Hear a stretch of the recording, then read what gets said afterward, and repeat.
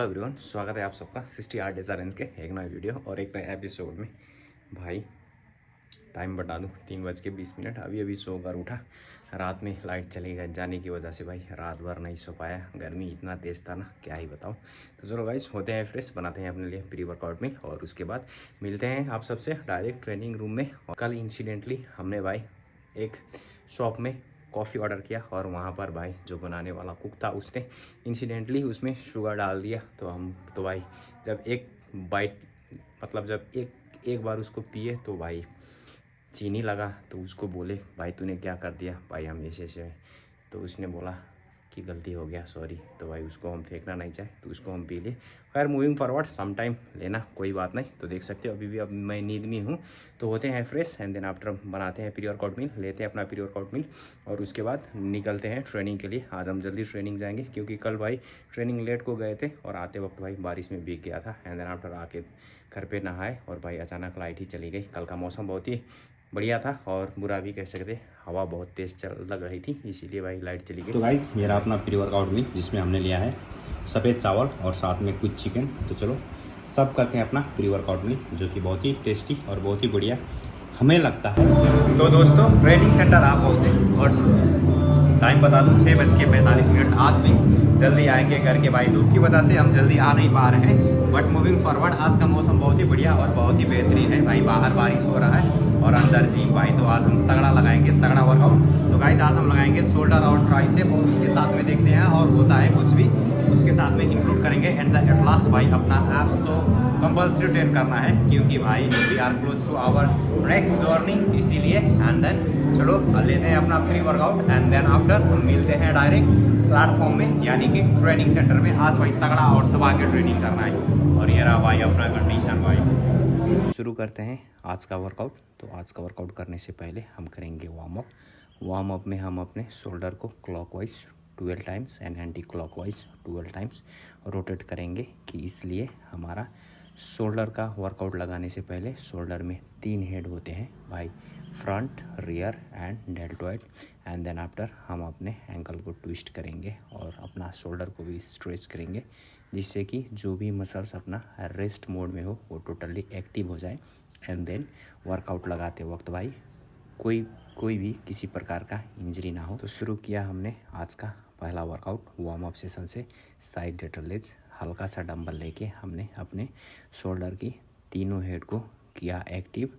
And then उसके बाद हम लगाए आर्नोल्ड प्रेस की 12 रैप्स जो कि इसको भी हम वार्म अप सेट में ही इंक्लूड कर रहे हैं क्योंकि भाई आर्नोल्ड प्रेस पे अपना तीनों हेड ही इंगेज रहता है। इसी के साथ अपना वार्म अप हुआ कंप्लीट। एंड देन उसी के साथ हमारा आज का पहला सेट्स मान लो या दूसरा सेट्स, पहला सेट्स हमने एज अ वार्म अप में 7.5 के डंबल से लगाया। तो दूसरा सेट्स हमने डायरेक्ट 15 kg के डंबल से जंप करके हमने साइड लेटरल लेज लगाया।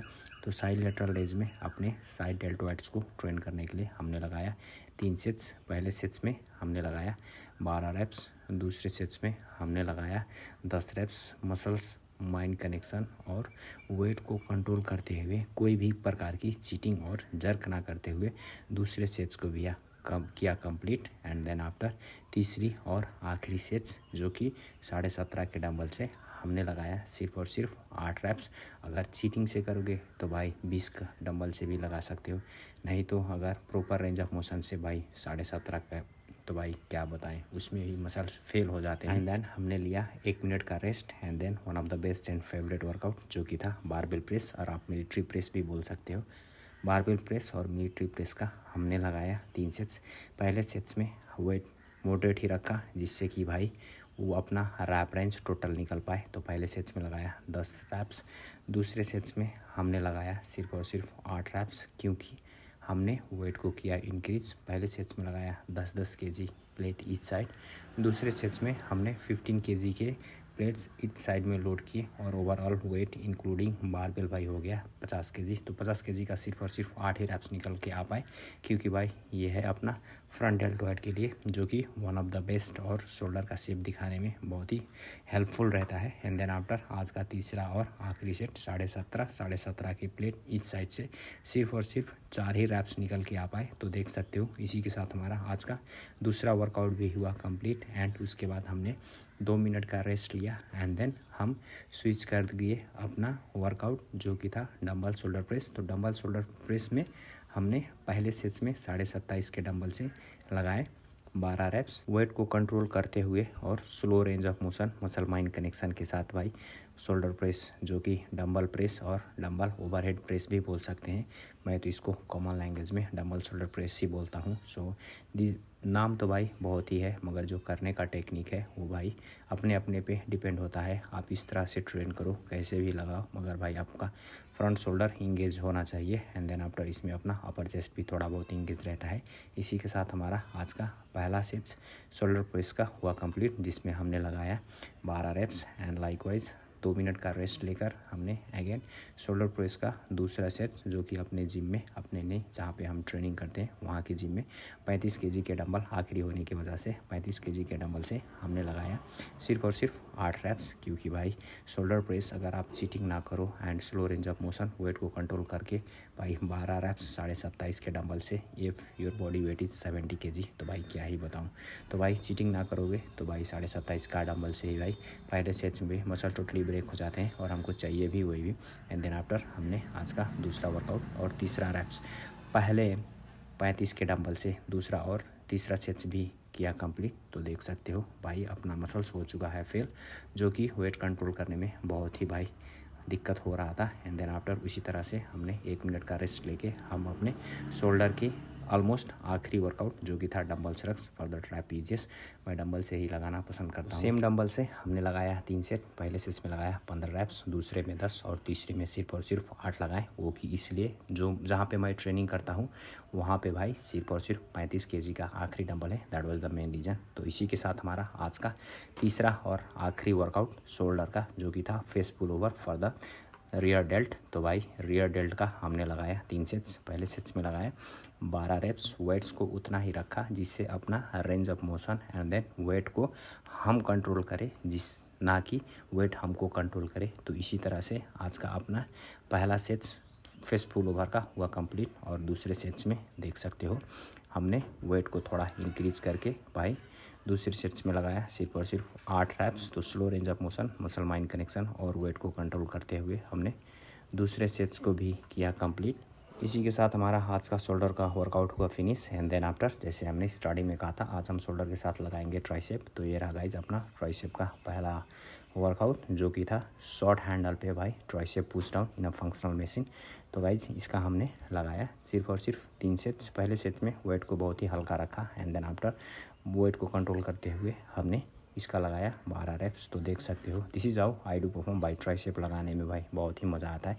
One of the best workout जो कि मैं ट्राइसेप एंड लेग्स को बहुत ही प्रीफर कर रहा हूँ क्योंकि भाई अपना लेग्स और बैक बहुत ही है कमज़ोर।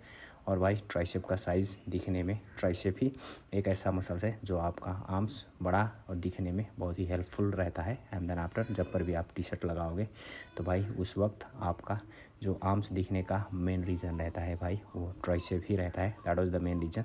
तो कोई बात नहीं बाद में फिर से इस टॉपिक्स में बात करेंगे एक सेपरेट ब्लॉग्स में। तो भाई इसी के साथ अपना पहला सेट्स हुआ कंप्लीट एंड दूसरे सेट्स में हमने वेट को किया इंक्रीज। तो देख सकते हो slow range of motion muscle mind connection और वेट को कंट्रोल करते हुए दूसरे सेट्स में हमने लगाया 10 रैप्स। तो देख सकते हो यही है भाई वर्कआउट उसी तरह से लगाओ जिससे कि आपका ट्राइसेप पे टोटली इंगेज हो और भाई ट्राइसेप का मसल्स ब्रेक हो and at the end of the workout और एंड ऑफ द डे भाई मसल्स ब्रेक हो और रिजल्ट भाई अपने को बहुत ही तगड़ा मिला। इसी के साथ हमारा आज का दूसरा वर्कआउट हुआ कंप्लीट। वर्कआउट के बाद ये रहा मोटिवेशन के लिए भाई अपना ट्राइसेप का पंप। तो भाई कैसा लगा बाइसेप का साइज़ कमेंट कर देना। अगर चैनल पे आप नए हो तो चैनल को सब्सक्राइब कर देना जिससे कि मुझे थोड़ा वीडियो बनाने में और भी मोटिवेशन मिले और सपोर्ट मिले। एंड देन आफ्टर आज का हमारा ट्राइसेप का दूसरा वर्कआउट जो कि था pulley push down in a functional machine. One of the best in my favourite workout जो कि मैं ट्राइसेप के डेज में कभी भी नहीं इसको स्किप करता भाई। ये एकलौता एक ऐसी एक्सरसाइज है देख सकते हो जो कि भाई अपना ट्राइसेप को फोड़ के रख देता है। तो मैं अक्सर ही ट्राइसेप उसी तरह से ट्रेन करना पसंद करता हूँ जिससे कि भाई अपने को फील हो और भाई मसल्स ब्रेक हो। तो इसका हमने लगाया पहले सेट्स में 12 रैप्स। वेट को उतना ही रखा जिससे कि अपन को 12 रैप्स ईजिली निकल के आ पाए। एंड देन आफ्टर हमने वेट को किया चेंज और उसी के साथ हमने लगाया 10 रैप्स। तो देख सकते हो अगेन भाई अपना ट्राइसेप का पंप। भाई दिखने में तो कुछ सुधार दिख रहे हैं, जो कि पहले से बहुत ही चेंजेस दिख रहे हैं। आप सबको कैसा लगा भाई कमेंट कर देना। एंड देन आफ्टर आज का हमारा ट्राइसेप का तीसरा workout rope push down, and this is the one of the best and favourite, जो कि मैं ट्राइसेप लगाते वक्त मैं 3 एक्सरसाइज कभी भी स्किप नहीं करता। All are in functional machine. तो फंक्शनल मशीन हो या आपके पास क्रॉस ट्रेनर हो, इसमें आप लगा सकते हो।